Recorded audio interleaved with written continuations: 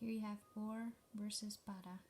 The reasons we learned in Spanish 1, por can be simplified between a length of time and an exchange. Para, think of going away from you, so whether it be a gift, whether it be going to a place, or something that's intended for a purpose. Okay, the new ones that we listed here at the bottom of the page still kind of goes along with the same definition of thinking something going away from you. So giving an item to a person, whether it be a family member, a friend, any of those there. Service, when you're working for someone, you're going to use para.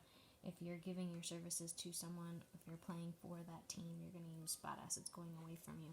Going to a certain place, para is also that one. Then we had intended purpose or use for something.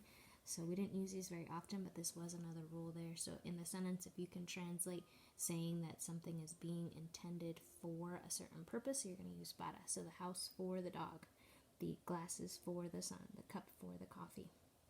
Here at the bottom, you can also translate para for in order to, or the purpose of, or I'm doing this because of. You're going to use para. And then a point of time, something that is due by a certain date. So the homework is due by tomorrow is for, not by, I'll take that back, because by you want to think that with por. But something that is intended for a certain day or for a certain time, you're going to use para. So something in the future with an intended date. Okay, in comparison, you're going to use para. Remember, for a child, he is smart. For a dog, he is fast. For a, you fill in the blank. Any comparison, you're going to use para. Number 7 there, when you're about to do something, you're going to use para. So I'm about to leave. Estoy para salir. I'm about to eat. Estoy para comer. So any of those can be used for para.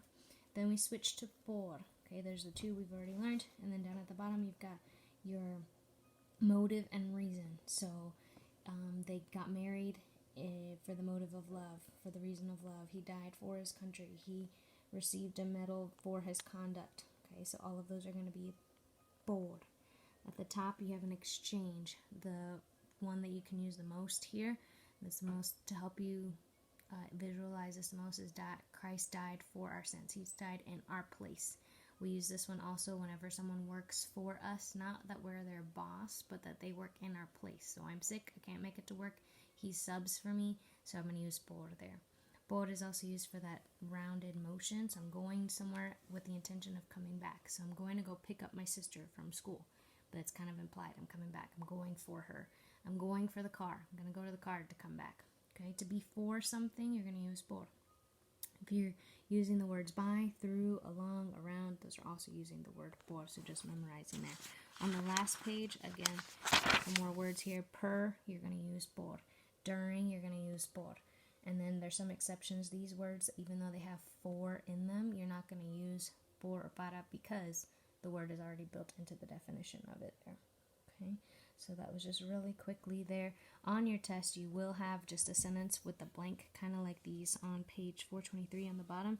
I did use some of the examples on 423, so if you want to look there, just basically you're replacing, the word is in, the sentence is in Spanish, and you're putting the word in the blank, what is most necessary, por or para, based off of the definitions that we had in this section. So translate it based on those definitions, and that's the word that you're going to use for the blank, por or para.